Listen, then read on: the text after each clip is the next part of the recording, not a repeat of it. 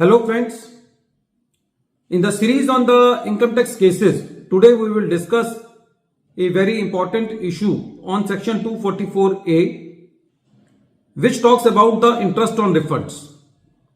There are two clauses in section 244A subsection 1 clause A and section 244A subsection 1 clause B.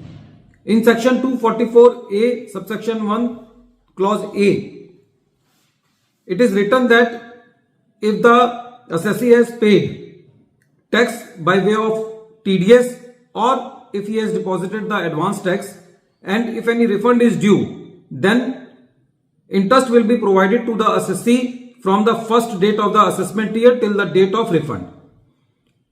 If the amount is not covered by the TDS and the advance tax, and if the tax is paid by any other mode like self-assessment tax, so the question arises whether assessee will be entitled to interest on that also.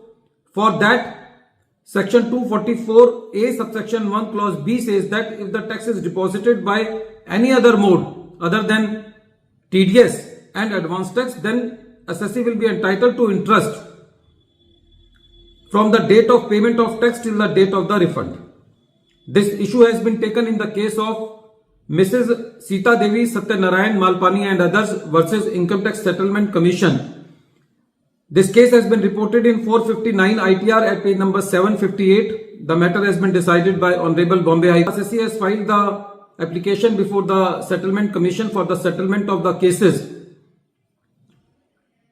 And the Settlement Commission has rejected the application of the assessee on the ground that the assessee has not deposited the tax on the additional income disclosed before the Settlement Commission, although the tax deposited by the assessee was more than the tax payable.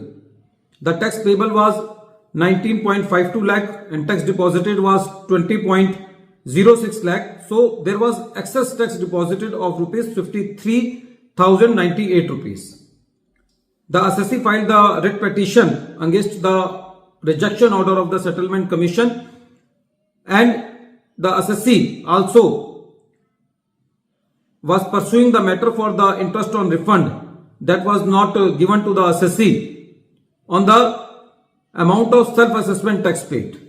So as far as the rejection of the order by the Settlement Commission on the ground of non-payment of tax, it was given in the favor of the assessee. And as far as the second issue was concerned, the court said that on the conjoint reading of section 244A subsection 1 clause A, section 244A subsection 1 clause B and the Central Board of Direct Taxes circular number 1549 dated 31st October 1989, which says that the interest will be provided to the assessee on the self-assessment tax from the date on which the self-assessment tax has been paid till the date of the refund.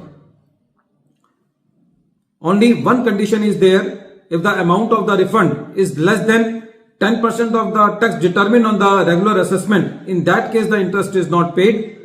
So whatever is not covered in section 244A subsection 1 clause A, that is TDS and advance tax, that is covered by section 244A subsection 1 clause B, because in that clause it is written that if any tax is deposited other than by way of TDS and advance tax, the assessee will be entitled to interest on that amount from the date of the deposit of the tax till the date of the refund to the assessee.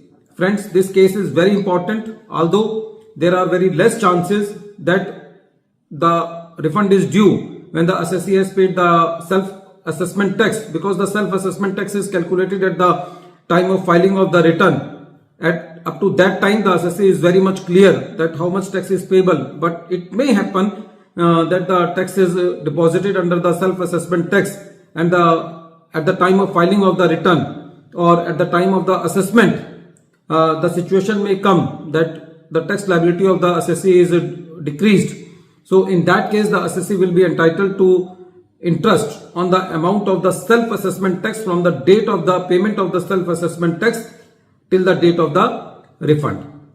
At the end of this video, once again I am repeating the name of the case. The name of the case is Mrs. Sita Devi Satyanarayan Malpani and others versus Income Tax Settlement Commission and others, and this case has been reported in 459 ITR at page number 758. The matter has been decided by Honorable Bombay High Court and the date of the judgment is 30th June 2023. Thank you, friends.